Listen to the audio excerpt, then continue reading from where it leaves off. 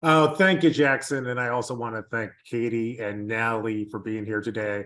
I also want to praise them. I think I literally have the best staff in City Hall. And if anything good has come out of my office, it really has been built on the backs of their hard work. I also want to thank all of you for joining us today on Zoom. It's great to see some old friends here, and I also see some new faces in the room. For those of you who don't know me, let me introduce myself. My name is Mengus Maps. I'm one of your commissioners on Portland City Council.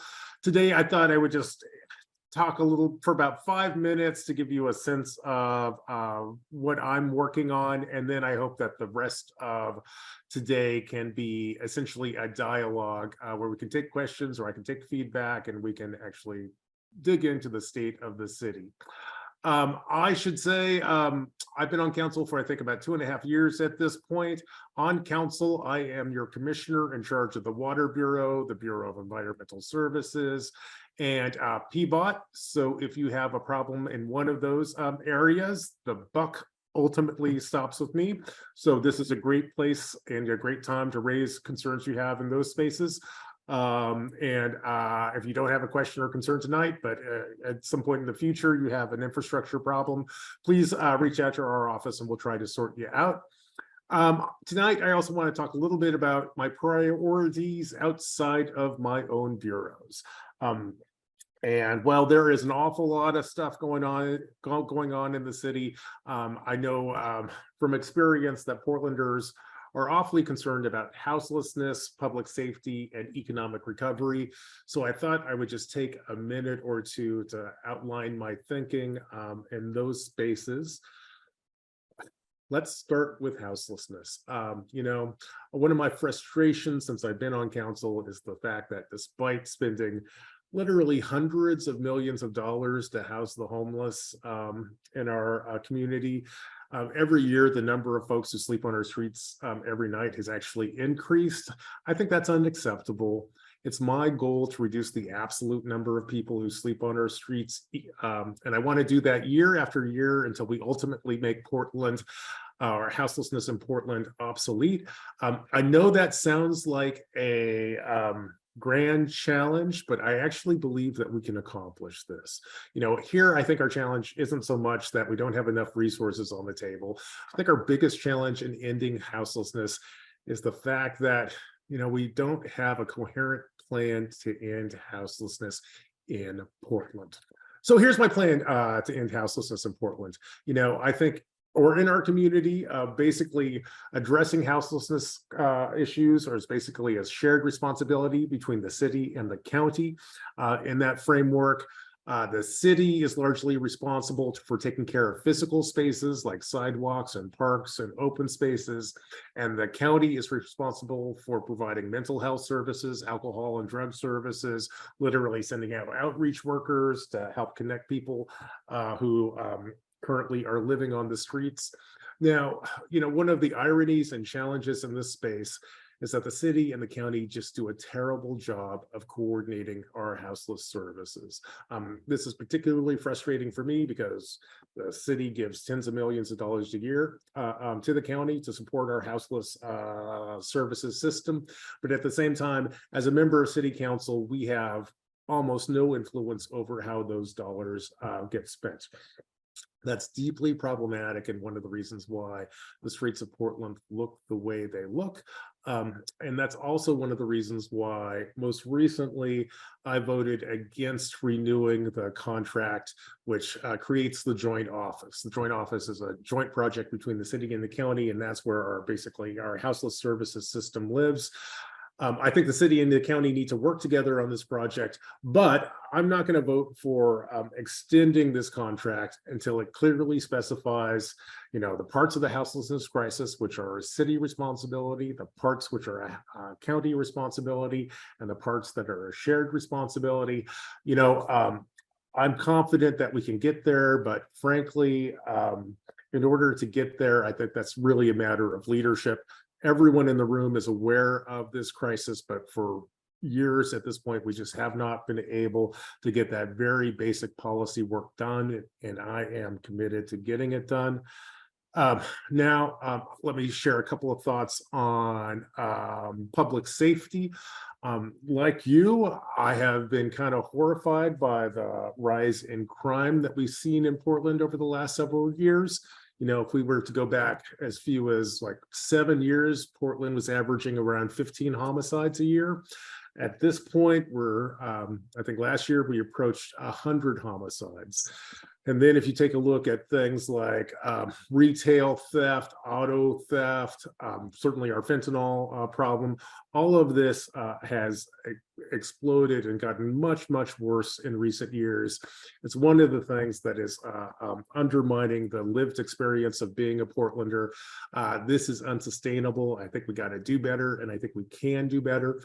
In this space, one of my insights and conclusions is that one of the problems Portland has is that our police department is too small. You know, for a city of our size, you'd expect Portland to have about 1,200 police officers. Today, we have about 800 police officers. That really needs to change. I do have some good news in this space. You know, if you go back 2 years ago, we had cops leaving the police force in droves. We had an awfully difficult time even recruiting new police officers. Now, that problem has largely been solved. You know, I think we've had a lot of difficult dialogues in the city about how to get policing right, and I think we're very much on the right track. And because we're back on the right track, we're actually enjoying a lot of success in terms of recruitment and whatnot. You know, I think we're still about, if we stay on track, and that is not at all a guarantee, but if we stay on track and continue down the reform course that we had, I think that over the course of the next 4 years, we can actually begin to grow our police bureau and approach that 1,200 mark, which I think is roughly about the right size for a city of 700,000 people. You know, as I'm sure everyone in the room can see, I'm also a person of color. I'm deeply sensitive to the issues surrounding fairness in the policing space. That's why, you know, I don't want to return to the police bureaus that we had 20 years ago or even 10 years ago. I think we need to really create a modern police bureau, which emphasizes transparency and accountability and justice. I think we're making good progress on that space. One symbol of the progress we're making here is the fact that starting this fall, at this point in a matter of weeks, we will have body cams on the shoulders of every police bureau or every police officer in the city. I think that's an important, even in the context of Portland, even a revolutionary reform. Been proud to make it happen. We've been working on this for literally about a decade. It's finally coming, so I think that's really great news. And the third issue that I want to address before we open it up to a broader dialogue is economic recovery. I think we all know that it is awfully challenging to be a Portlander at this point. We see our businesses downtown fleeing the city, and frankly, we see people fleeing the city. If we are going to remain a thriving city, we got to turn that dynamic around. And I think we can do that through accomplishing a couple of things. Number one, it is frankly too expensive for far too many Portlanders to find housing in this city. We got to do something to actually bring down the cost of rent and to bring down the cost of home ownership. I believe that we can do that through, frankly, increasing our housing production. Now, housing production, as you all know, is a product of lots of different things, but frankly, one of the things that is currently driving up the cost of building homes in Portland is how long it takes to actually get a permit out of the city of Portland. If you've ever pulled a permit to build something or even renovate your house, you know, you can wait months and months, if not years and years, to get that done. That has to change if we're going to add more housing. One of the things I've been particularly proud of since I've been on council is I've worked on a permits task force, which was given the responsibility of reducing the amount of time it takes to pull a permit. I'm delighted to report that if you look at how long the city sits on permits today and compares it to where we were a year ago or a year and a half ago, let's say, We've cut that time in half. We basically have 6 metrics that we try to achieve in the permitting space in terms of how quickly we turn things around. At this point, we're meeting 4 of our metrics. We're like a hair's breadth away from achieving another one. And then I think in the new commercial space, we have a lot more work to do. However, we've even made progress there. In addition to helping individuals, I also think economic recovery really requires helping businesses. In the business space, I think a thing I hear over and over again, and it's been a sad part of my experience as being a member of council, is that businesses are leaving Portland because it's just far too difficult to deal with local government. And frankly, the basic living conditions in the city have just been awfully challenging. So if you have a storefront and you show up every day for work and there's a tent in front of your door, it's awfully difficult to get customers to come in to dine in your restaurant. If you're a business and you do have your doors open, but you're losing 3% of the products you sell to theft, you can't stay in business. I know many I have a special relationship to grocery stores, and I know, that's a very low margin business, but if people steal, 2% of your products, you're basically going under. And I think that explains some of the evolution of grocery stores we've had here. So, that's why I think it's very important that the city just does a better job of maintaining the basic infrastructure of the city and the basic services like police services, cleaning up the streets, dealing with graffiti and whatnot.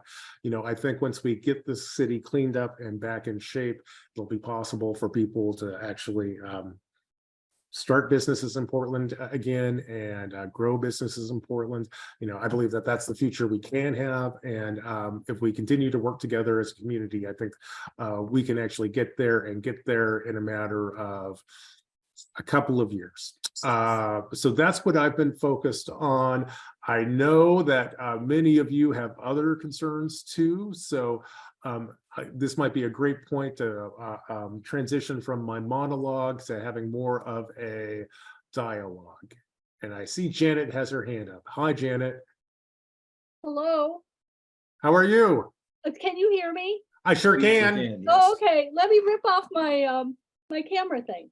Can you see me yet? Oh, I don't know why I can't. No, I think you might have. You turned your camera. You might have you took the lid off your camera, but did you turn your did you hit the your video button? You might have your video muted, but if not, we can hear you. I don't know.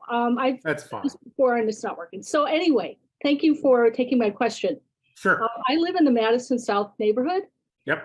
By the Rose City Golf Course, and I sent your office a letter last week about the proposed closure of Northeast 72nd Drive that runs through Rose City Golf Course as part of the 70s Neighborhood Greenway project. And I detailed in the letter kind of my concerns as far as various safety issues, traffic, the amount of traffic that would be diverted as part of this closure, and the lack of alternatives presented by PBOT. And so I was hoping that would be something that your office could work with our neighborhood on to maybe come up with some other options besides closing the road, because it involves 1,200 vehicles a day, something like 450,000 total a year. And the stretch of road here along Tillamook, the only other north-south access road between Northeast 61st and 82nd, it's over a mile. So that's our only access road between Rose City and Madison South and the Roseway neighborhood. So that's my concern, is that that's going to just create more problems than it's going to alleviate. And I think that there are, I've been kind of exploring this with some different neighborhood association people in recent days, and have a lot of ideas about, some different things that could be looked at as far as this situation. Well, Janet, thank you for bringing this to my attention. I'm familiar with the project, but I'm hardly an expert on this project. But I'll tell you, first, I have some good news. Literally today is the first day that we have a new PBOT director on the scene. One of the reasons why I chose Millicent is that she is both an experienced policymaker in the transportation space, and she is exceptionally pragmatic. So what I will do is I will ask Jackson, and Jackson is probably engaged. I'm sure Jackson is already engaged with you. So I will ask Jackson to reach out to you, and we will make sure that we can connect you and the neighborhood associations you're working with my teams over at PBOT. We can do more community engagement and try to find a satisfactory resolution to your concerns. Okay, I appreciate that very much, and I Great. look forward to being in touch with Jackson. Okay, so if you want, Jack, you guys can direct message or Yep, I will drop some contact information in the chat towards the end of the evening, just so that in case we aren't able to get to your question in time, we'll always have a way to kind of keep the dialogue going. Oh, Jane, would you mind muting? Thank you. Thanks, Jane. Just in case we aren't able to get to your question in time, or we aren't able to go into the type of depth that you would like to in this form, yeah, feel free to reach out. I will go ahead and drop our contact information in the chat. So Ben, would you like to take us away next? Yeah, how you doing, Mingus? I'm doing good. How about you? Right, doing well. So I'm located in the Park Rose, or Yep. sorry, not the Park Rose, but Park sorry Rose about has been that. on my mind. Yes, yeah. So located in there, we had the Prologis fire that took off about 6 days ago now. So I guess this isn't really so much of a question, but definitely a plea for help. So yesterday, on the 5th day after we had raining asbestos come down on us, the city finally had some reaction along with DEQ. We were handed trash bags, a mask, and some gloves, and told to wet it down. You can take care of it yourselves. Obviously, that's not something that can happen. I'm sure that if we were in a more affluent area, this wouldn't be an issue at all. I went ahead and went over to 125th Place, where all the low-income apartments are located. Yep. There's ash and debris all over. Nothing has been done by the city. Nothing has been cleaned up. We're in the most diverse neighborhood, as you know, in Portland. There are many languages spoken. We go to a meeting yesterday. It's in English, translated in Spanish. Spanish interpreter leaves after an hour. Nothing else. So what are we to expect as Park Rose residents? Who is supporting us? How is Prologis held accountable for leaving the building unsecured? It doesn't matter how it started, why it started, but where do we go from here? Great questions, Ben, and thanks for raising this issue. As you may or may not know, I have deep roots in Park Rose. It's a neighborhood I love. One of the things I say and believe is that once we get Park Rose right, that is the key step to getting the rest of Portland right. And the tragic situations that we see in that neighborhood really break my heart. Let me first address the particular crisis that we're managing now. Now, because of the nature of this fire, and I think some concerns about pollutants, that it's significant enough that it's triggered the state to move in. So the state is essentially the entity which is ultimately in charge of managing this, but within that, the city and other parties are playing an important role here. So we have the state, which is ultimately in charge, and then after that, you have the city. The city's activities are organized by our Bureau of Emergency Management, and then frankly, every bureau in the city is playing some role in trying to mitigate this. So, for example, I got BES and the Bureau of Environmental Services. So we've been out, already done some testing on our facilities, so we get like stormwater drains, bioswales, all of that stuff is ours. We've tested the materials that we see there. I have some good news, at least according to our test, we're not seeing high levels of pollutants, but it obviously is deeply problematic. There are other city bureaus that are managing, trying to contribute to this space, everything from fires, I'm sure housing and BDS and whatnot. I think we have a web page which is set up, which has information about who's doing what and who to contact if you have specific questions. But I also recognize in the larger picture that, Park Rose has been neglected for far too long. This is deeply problematic in terms of what's happening with Prologis. You might know that because it's private property, they've pulled the appropriate permits. There's not a way for city council to actually kill this particular development. However, one of the things that I can do as the director of PBOT is to go through and make road improvements and various changes to make it safer to actually have that kind of truck traffic coming in and out of the neighborhood. What about the environmental impact from the diesel trucks with the two schools across the street? That is a great question. PBOT doesn't have the regulatory authority over air issues. We're trying to play an important role in this space by trying to encourage people to use public transportation and facilitate the transition to electric vehicles and whatnot.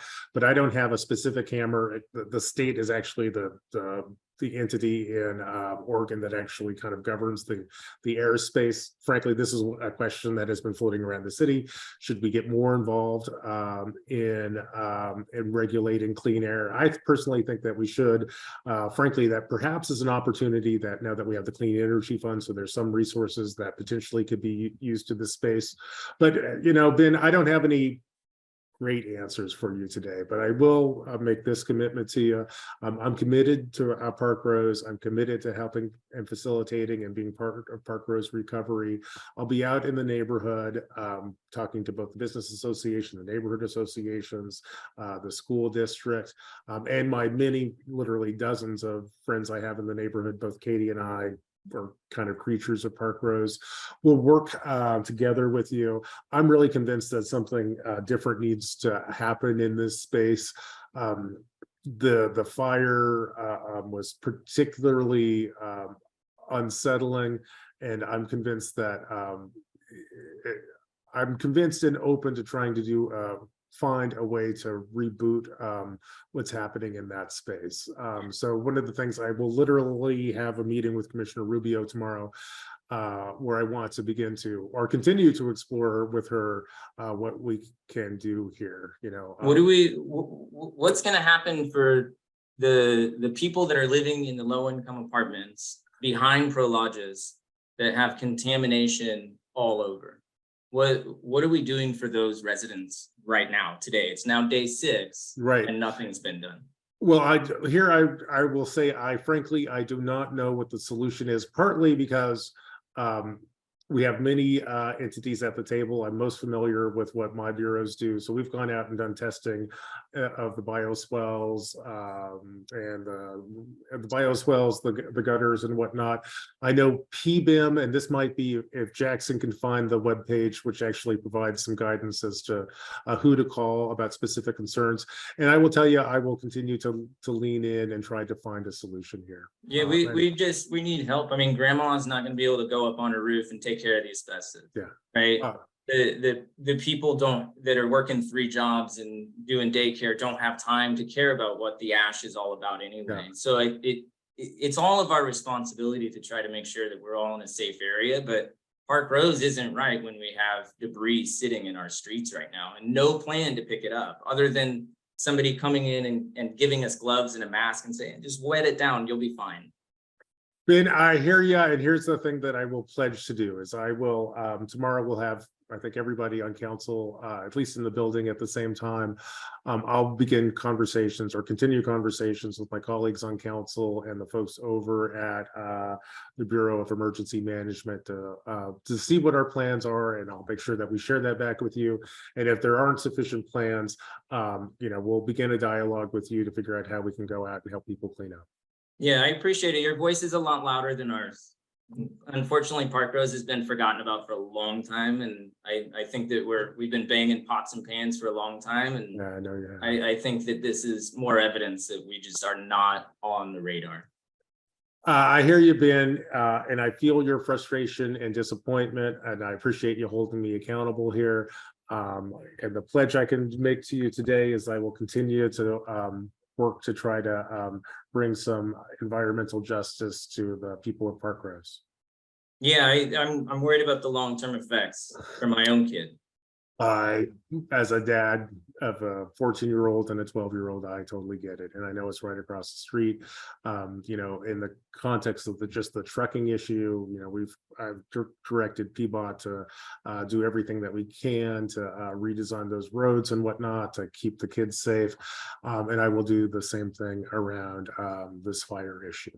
Yeah, those diesel fumes do cause early childhood asthma and all other things too. So I think as a community, I think we've been pretty loud that is not something that we want in our neighborhood. And if you can help represent and help us come out and put either a stop to it. I understand that they bring taxes. And as you know, I'm a small business owner and I pay more taxes than there are tax abatements that they get for 5-year leases on their building. So, right, like I'm paying more. So maybe we could care more about the smaller businesses too. I hear you, and I do. I know small business is the backbone of both the city and Parkrose in particular. You know, we used to, when I worked at Parkrose, my job over at Historic Parkrose was basically to support the businesses out there. So I've literally walked. I've walked and been in every business on Sandy Boulevard between 99th and 122nd. I know the challenges that folks face just on a day-to-day basis, from houselessness to graffiti to sex trafficking and now ash. So I haven't forgotten about Parkrose, and I will work with you to make the situation better. Okay, is there a time frame that we would be able to find out as the time is ticking? We're on day 6. Well, here I will ask Jackson to get back to you. Can we get back to Ben with some information by the end of the day tomorrow? By the end of the day tomorrow? I believe so. And I went ahead and dropped links into the chat for anyone who's interested in the real-time updates from DEQ. They have taken over as sort of the primary source of information for the government level response.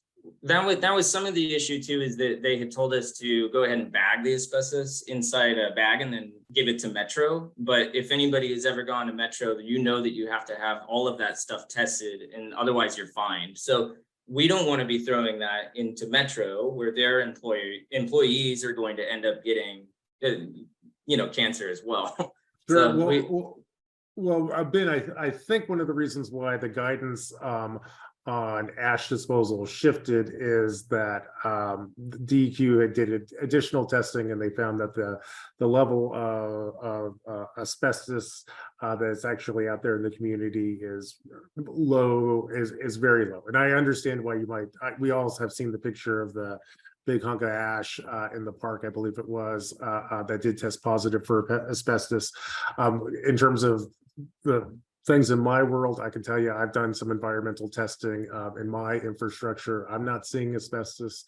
The DEQ in its broader testing is not seeing it either. So I think that's why the guidance that you got shifted from don't interact with the ash to actually it's probably safe to put on a mask and sweep it up. I know that's an unsatisfactory answer, but that's my understanding of how and why the guidance that's come from the DEQ has evolved over the past couple of days. Well, and we had been under the assumption too, because Prologis had said 10 months ago that they had abated all of the asbestos, right? So are they going to be held accountable for that? That is an excellent question. It's something I think that's evolving in real time. I don't know if we have any hard this way or the other on that. Yeah, and in that space, I mean, there's a reason why the DEQ is on the scene now, because we are in a territory that is actually regulated by the state as opposed to local government. So in terms of, I think, holding the property owners or Prologis accountable, I think that would actually come from the state government. Okay. Great. Thanks, Ben. Okay. Thank you so much, Ben. Okay. I'm going to just keep going with the hands up. So we will move to the next person in line, which is Mary Ann. Mary Ann, welcome. Hi, thank you. I'm Mary glad Ann. to be here. So Commissioner Mapps, I want to thank you for coming to the Capitol Highway celebration. Of course, it was fun. Yes, Southwest Portland has the fewest busy streets with any street or stormwater in the entire city of Portland. And we really want to make our streets safer for people to walk and ride bikes on. And we're very, very pleased with the Capitol Highway project. So just around the corner, connecting into Capitol Highway, is Southwest Taylor's Ferry Road, one of the older, anything with a ferry was here from first settlers on an old Indian path. But we have a church in my neighborhood that wants to build an affordable housing project. Yep. And this church is located within the West Portland Town Center. So we want it to be walkable. But since you're meeting with Commissioner Rubio, as recently as 2023, the city of Portland is not requiring developers to build sidewalks or street improvements or stormwater improvements. And the Taylor's Ferry Road one, I've emailed you multiple times about it because we tried to get Metro funding twice in the last 5 years and we're not able to secure that funding. And now we have all these people coming in and we want to support affordable housing. But if you can't walk to the grocery store, if you can't walk to transit, it's not so affordable. So, I just get very frustrated at, saying that we want people to walk and bike when you don't build the infrastructure. And if you do it one street at a time, it's not effective. And we do need public investments. But this is one where when the church tried it 2 years ago, it didn't pencil out. So they threw up their hands and walked away. Now they're trying again, and we want to partner with them. We're working with the Southwest Equity Coalition, with Southwest Neighborhoods. We're working with the Neighborhood Association and just trying to help the church build the housing that we need, but we also need street and stormwater systems. Well, I couldn't, go ahead. No, that's it. I'm asking for your help to make this project pencil out so we all win. We want it to be a win-win-win. Well, absolutely. I totally get it. And I am literally the guy who builds sidewalks and stormwater infrastructure. I also very much get why affordable housing is important. I actually think that we have some resources that could be used in this space. So one of the things that Marianne, I think that I might ask you to do is to contact Jackson. And we sometimes build infrastructure using local improvement district strategies. There are other strategies that we could use that are frankly designed exactly for this. On top of that, Commissioner Rubio, especially at this moment, I know is deeply committed to getting affordable housing projects up and off the ground. So I think there might be an alignment of the stars on this particular one where we might be able to get this one done. So if you, Marianne, if you reach out to Jackson, we will find the right PBOT people to actually see if we can facilitate this project coming to fruition. Right. Kirk Kruger is very familiar with this. I have had it's been 20 years we've been trying. So we'll keep trying. Okay. All right. Well, Kurt's a really smart guy, but let me have a shot at this. I frankly, I'm not sure how deeply my office is engaged in this in the last has engaged in this. Well, I've only had PBOT for 6 months, but at least from the broad description you put forward, I think that there should be some ways to actually solve this problem. There's already BES money on the table for this one, so we can partner together. Thank you. BES, PBOT, and so there's some other financial instruments which would be relevant in this space. Yes, thank you. Great, thank you. Okay, so let's move right along. I'm seeing a lot of folks chiming in on the concerns surrounding Prologis. I hear you very much, and I'm not seeing a lot of direct questions. We're gonna figure out where to get the information up tomorrow. So I will move along to Colleen, who has their hand up. Hi, Colleen. You're on mute. Colleen, you're still on mute. Thank you. Thanks, Commissioner. Sure. I did put a question in the chat, but let me just sort of comment and just fully support what Ben said. My comment is I'm almost word for word what he said. People came out of the meeting yesterday with DEQ, the health authority, and the county more firmly convinced that Prologis is misleading us at the very least, if not just downright lying. The asbestos that was found in Lewitt Park by the Parks Bureau themselves suggests pretty clearly that they didn't abate what they should have Sure. last year. The nightly inspections that they said they did, pretty clearly they didn't do, or at least were inadequate, since the fire department said that there was debris all over the structure from campers in there. So it's hard for any of us in Park Rose or Argay, which is where I am, to trust anything that Prologis says about being a good neighbor. I might suggest that one thing you could do Mhm. would be to order a traffic impact study. And as I read the ordinance, it certainly seems like what Prologis is doing is developing land, and that may warrant a transportation impact study to assess the effects of development in the vicinity of a site on traffic conditions and operations, transit, pedestrians, and bicycle movement, and neighborhood livability.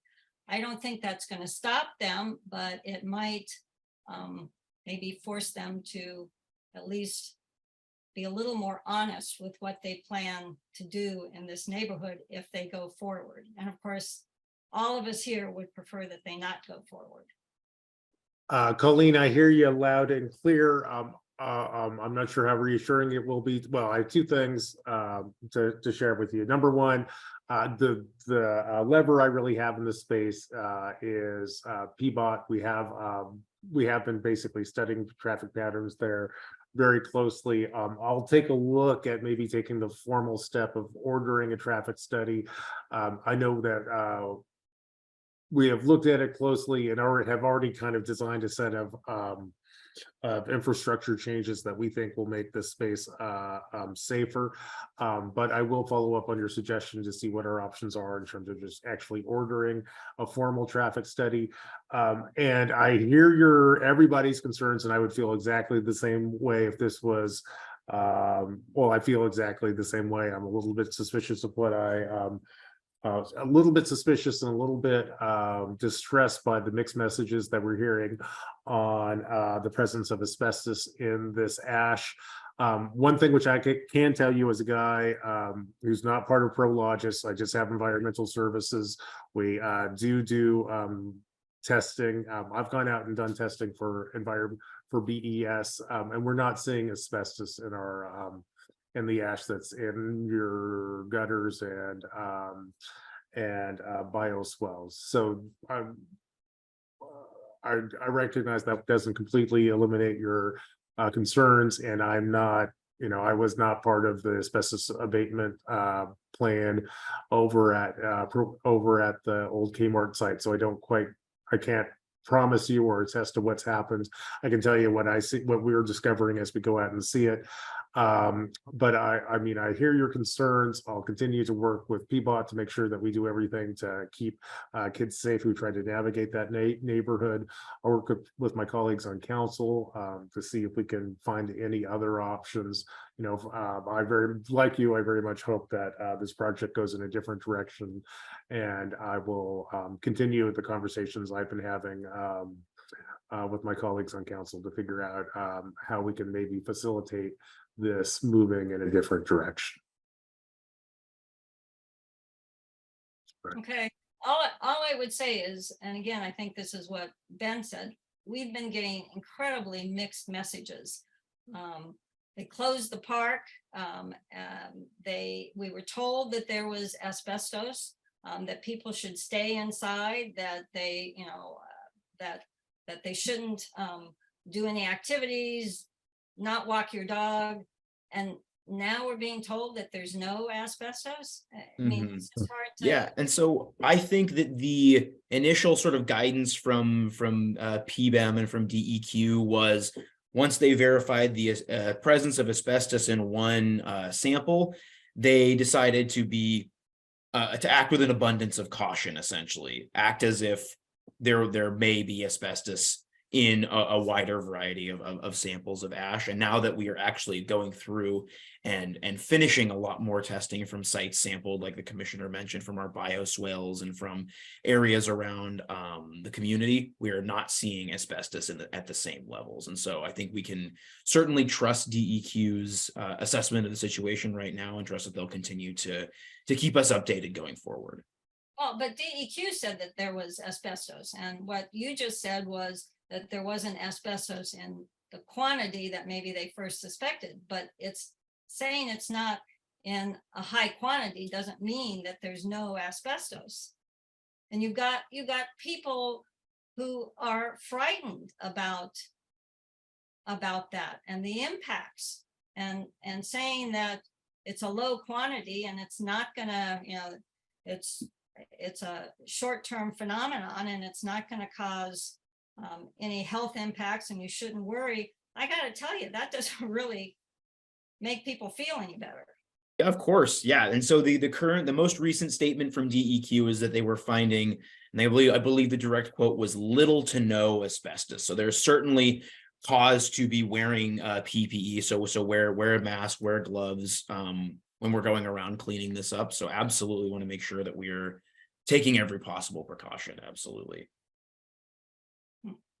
But we will continue to work with the neighborhood to try to find solutions both to the immediate crisis and the longer term concern about the evolution and development in Park Rose. That's something I care about. If I could just say one last Sure. thing, what I would certainly not want to see is in 2 or 3 years for Park Rose and Arguez to experience the same issues that Brookline faced with Bullseye Glass.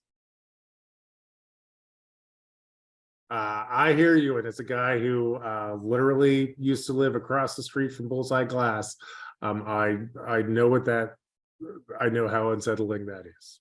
And we are going to work hard and transparently and collaboratively with you and every other concerned Portlander to make sure that that is not our future. Thanks, Colleen. All right. So thank you so much, Colleen. If you want to go ahead and remute. Terry, we will go to you next. Hey, Terry. Hi, Mingus. First off, what I want to say is I echo what Janet had said earlier at the first about 72nd Drive.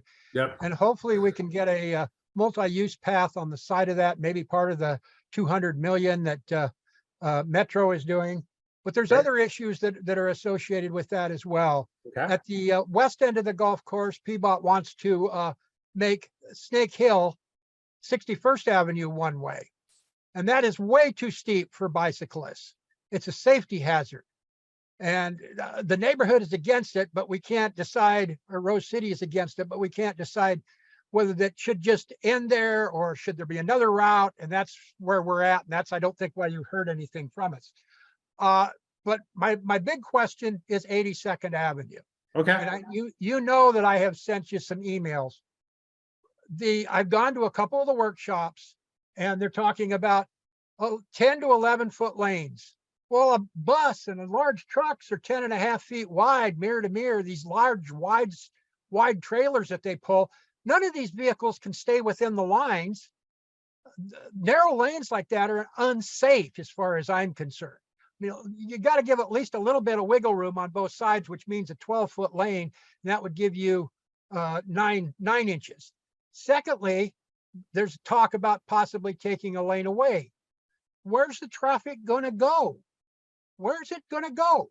Because there is no other route that is like 82nd Avenue. 205 is full. So, I mean, I agree with the sidewalk, with doing better, making better sidewalks, making more crosswalks and that sort of thing. But there's some issues there that aren't being talked about. And the big problem is that PBOT has this predetermined plan, and the workshops are just like checking off the boxes for public engagement. They really aren't listening, especially to the motorists. So that's where I'm coming from. That was what I won't take a lot of your time, but I'd like to see some motorist people involved with the planning and being listened to. Well, Terry, thanks for those comments. I share your concerns. Number one, I'll make sure that when we get back to Janet about the infrastructure work being done by the golf course, maybe we loop you in too, so you can stay informed. Also, thanks for the feedback that you have on 82nd. I have a couple of pieces, I have a couple of reactions. I don't support taking away a lane on 82nd. And that is officially, I would say that is not PBOT's analysis of what's needed in that space. So while people may be talking about it, it is not something that we are actively working on. I hear you about the lane, the widths of the lane, and one of the challenges here is that we're trying to do a lot of stuff. We're trying to do work on the sidewalks. We're trying to improve the road infrastructure, trying to make it easier to bring better public transportation to that space. So there's a lot of stuff to fit into this this constrained space. I would ask you, and I would say at this point, literally nothing has really been decided other than the city now has the street, and we're gonna work with the community to make it better and more functional. One of the things I would ask you, Terry, to do is to stay engaged in this discussion. And particularly on 82nd, we are building a very robust community engagement element to this piece. And I also think that you should expect something a little bit different from PBOT than you've seen in the past. As I mentioned, literally today is the first day of my new PBOT directors is on the job. Millicent is pragmatic. She's community oriented. I think that she's going to bring a pair of fresh eyes to this space. In fact, Katie and I were meeting with Millicent right before we came into this meeting. And one of the things I emphasized to her is that as we go about maintaining and evolving our roads and our sidewalks and whatnot, community engagement is incredibly important. We not only have to talk to people, we actually have to listen to people. I hired Millicent because I believe that she believes in listening. So I think that you're going to find the new PBOT to be much more responsive and engaged than you've encountered in the past. Just one quick comment, because Sure. I know there's others waiting. I don't want to take them up a lot of their time. But the boards at the display boards at these workshops, they talk about 10 to 11 foot lanes. And so like the decision's already made. And that bothers me. That Oh, totally bothers me. So well, anyway, that's it from me. All right. Well, thanks, Terry. We are constrained in terms of the width of the road and everything we want to fit there. One of the things that we haven't decided, and indeed I think we've decided against, or at least arguing against, although there are other parties that actually want us to drop a lane. I think PBOT's evaluation of the situation is that losing a lane on 82nd would be unwise. But even here, we're not entirely the deciders, and I would be surprised if that happens. But I understand some people make that argument, but that is not an argument you're hearing from me, and I would be surprised if that's an argument you're even hearing from PBOT staff, because we're deeply aware of some of the challenges that would create. Thank you. Thanks, Terry. All right, let's move right along. We got about 10 minutes left, so let's try to make sure that we can get through both folks that have their hands up. So Tom, why don't you take it away?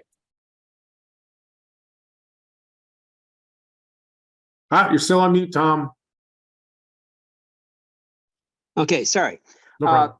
Basically, the Safe Rest Villages and the whole idea of a good neighbor agreement. One of our biggest concerns in the Peninsula Crossing Trail and all the other Safe Rest Villages, we want to just have a simple one and have all of the commissioners sign it, because PBOT's an important player to all of the enforcement of parking. Each of the commissioners has a role in making all of these a success. It's not just Dan's project and Dan Ryan's project. So basically that's what will be coming forward to you pretty soon. And I hope Okay. that you could actually get PBOT to help deal with enforcement and maybe work with the neighborhoods to create a system where the RVs don't just become the whole idea of the RVs and the parking. And do we have to have parking zones, et cetera. Those are things that we could work with the city on because it's becoming a major issue, not just for the Safe Rest Villages, but throughout the city. So that was sort of hopefully you'll be able to engage. Oh, well, I will engage. I look forward to your letter, PBOT, especially since I got it. One of my first and strongest directives was to tell the Bureau that we need to be engaged in promoting livability in the city. And they have done a huge, I give them huge credit. They literally pivoted on a dime and really have engaged in these issues in a very different way. We also have some plans which around helping manage RVs in the city, which I'm very proud of. I believe that we actually, my conversations with the new PBOT director about 2 hours ago, I believe that we have increased our capacity as of today to manage RVs. So I think we could see progress there. We're definitely going to be a partner to you, Tom. So when you're ready with your proposal, come forward and we'll talk. It's going to be there this week, so you've got All right. everything. Great. All righty. Thanks so much. Thanks. All right, with 5 minutes left, Sharon. Hello, thank you. Thank you for your time, Commissioner Maps. I live in Park Rose in Argay, and how do we have these conversations with you and get updates from when you speak with other elected officials and ask for a traffic study? Well, you can certainly reach out to our office, Jackson. When your first point of contact is going to be Jackson. We'll make sure that you have his contact information. I will say, one of the challenges at this moment at the city, we really do view this as an emergency because indeed it is an emergency. So we've set up an emergency command structure. And one of the things we're trying to be disciplined about is all working within our role within this. So you have DEQ and OHA at the top, sort of guiding the work that we do. And then at a layer below that, you have actually the Portland Bureau of Emergency Management, which is coordinating the city's part of this. And within that, you have each one of our bureaus playing a part. BES, one of my bureaus, is playing a significant part, at least in testing. When we took a look at the water piece of this, all of my water pipes are buried, so there doesn't seem to be a lot of water impact in this space. We'll see what's going on around PBOT. Maybe a thing I could do is try to do some street cleaning in the neighborhood, which actually, now that I have these conversations, seems like it might be a good idea. I also know the county is involved in this space too. Frankly, I'm less familiar with what their roles are, but I believe DEQ has set up a website which basically is supposed to provide definitive information in real time to what's happening in this space. So in terms of crisis management, which is where we are right now, I would encourage you to go look for the DEQ website. In terms of ongoing discussions about how we move forward and what my office is doing, just reach out to my office at on any given day, and we'll give you the latest on what we're working on and where we're at. Additionally, there are some other ways that you can get up-to-date information from our office. Once a week, we will post a top 5 of the top 5 things that we've sort of been up to over the course of the week. So different meetings that the commissioner has taken with local electeds, council, things that we've been working on, as well as about once a month, we'll send out a newsletter as well with a lot of things that we have been working on, opportunities for engagement in local government and the city of Portland as a whole. So we have checked the DEQ website and it hasn't been updated since Sunday's meeting. We had a lot of questions. We had a lot of requests, such as having people go door to door to the people that might be disabled or don't speak English as a first language or don't even know what the ash could contain. So we haven't had any updates. Well, I know it's been our priority to be transparent, to get information out, at least our part of the information out as soon as possible. And we're also trying to be disciplined about working within the emergency management structure that the DEQ has set up. It may be the case that there haven't been a lot of updates today. I've been in meetings all day, so I haven't had a chance to see how the site has evolved. I think the latest and probably most important, very short-term information that I have to share from my portfolio is BES has done our testing of our infrastructure, stormwater, bioswales, and whatnot, and we haven't detected asbestos in our facilities, which is great news. I can't speak to what's happened in the parks. I think this is one of the things where the good news here is that we probably have several different institutions doing testing. On my end, I have good news in terms of what I'm finding. I can't speak to what the DEQ is finding, although I think the evolution of their message over the course of the last couple of days suggests that, you know, their initial tests came up hot, and then as they did broader testing, they're not seeing an asbestos issue elsewhere. So it's, Commissioner, I'm sorry, I just want to add what we can do tomorrow. What I'm planning on doing is at least raising the fact that we're hearing all of this with the Portland Bureau of Emergency Management, who is the main point with DEQ, to tell them to update, you know, their website, and not only to let us know what's happening, but that they need to do better at communicating out. So I know that that is something that we can do. If this is an example of emergency management in the future, if there are other things that occur in this area, because the news was saying we didn't have enough fire hydrants to put out the fire.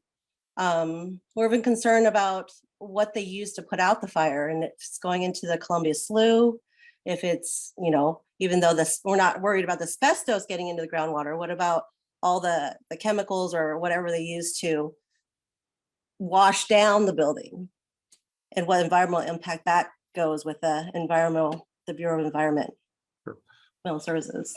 those are great questions, and frankly, as I'm your stormwater guy, so we manage this space. This is like part of the work that we do. In general, especially in the Portland area, the firefighting strategies that we use, generally, you don't have to worry about, at least from the chemicals the fire department uses, re-coordinate with them. So you're not seeing, you should not be seeing any particularly problematic substances from what was used by the fire department. That's been my at least historic experience. I can tell you that is not the experience of every fire department in the country. Some fire departments and some military fire departments in particular use some things that are kind of bad, but that is not how we operate in Portland. Yeah, as far as what pollutants came from the building. Yeah, well, and again, we're monitoring that space That's between closely. before and after. Yeah. Well, will that be posted somewhere, or? It'll be on the DEQ site. One of the things we're treating this like an emergency. So an emergency, number one, there is an organizational structure that gets imposed from the state down. So we all play our role here. The state coordinates everybody within the city. The Bureau of Emergency Management coordinates the actions of individual bureaus.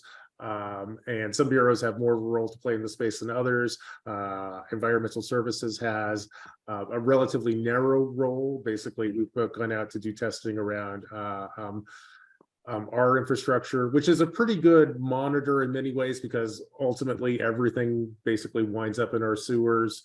Although I recognize it's unsatisfying and I appreciate your skepticism, what I can just report to you is what we've actually found, which is in our infrastructure from our testing, we're not seeing asbestos. I just don't want us to get lost between the bureaus. Of course, absolutely. And so, yeah, I think as Katie said, we're gonna touch base with PBEM tomorrow and make sure that they know that folks are concerned and they are looking for additional updates. And so we will make sure that we're following up on that. And with that, we're a little bit over time. So I want to thank everybody so much for coming out. Actually, here. I still see a few hands. Yeah, I see Glenda's hand up. Glenda, if you have a question you want to raise, Yeah, I'll take of course. Yes, hi, thank you, Commissioner. Appreciate you taking my my question or actually concern at the last minute here. So I'm a very, very small business and we do staffing with the city of Portland.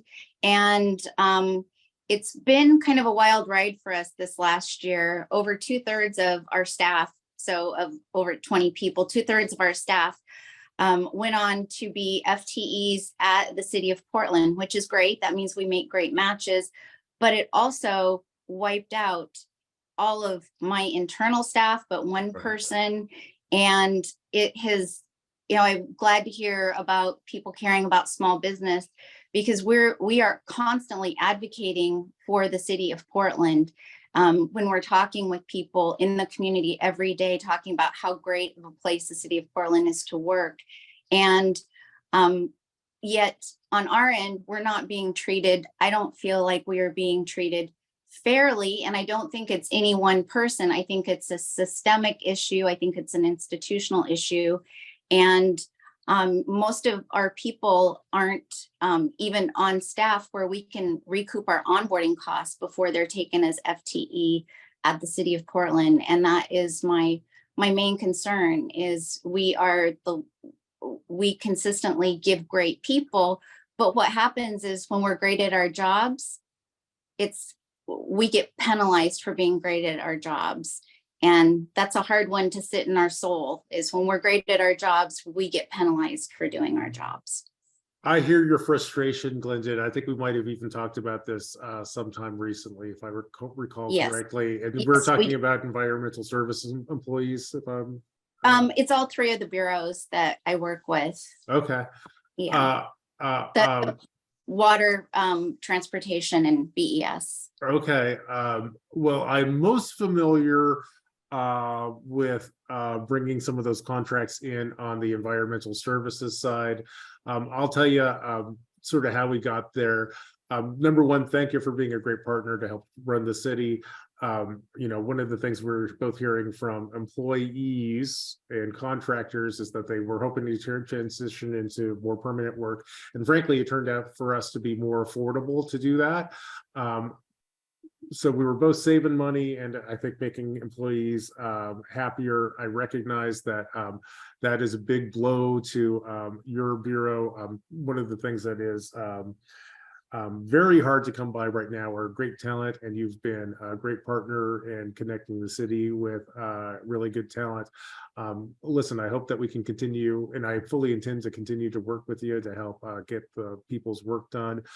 This is more important than ever, frankly, because the city is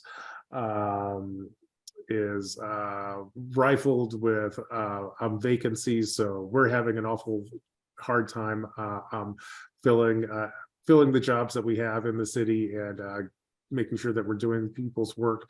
So let's stay engaged. I do apologize and recognize that the city kind of stealing some of your employees was deeply problematic for your business. But the good news is the city has a lot of work to do. You've been a great resource for us, and we are committed to working with you in the future. Thank you. Appreciate that. Thanks, Glenda. Okay, and with that, I think we will go ahead and conclude for this evening. Here again, I will go ahead and post that again one more time here in the chat. Our primary inbox email, if we weren't able to sufficiently get through the meat and potatoes of your question, or you have new concerns that popped up after the discussion that we had here tonight, feel free to reach out to us directly, and I'd be happy to get back to you as soon as possible. Great. Thanks, Jackson. Thanks, everybody, for coming out today. I hear your concerns, and I appreciate the dialogue. You've made me smarter. We've created some homework for ourselves. So please reach out to us so we can follow up. And thank you for staying engaged and working to make Portland an even better city. We appreciate you, and we really need you right now.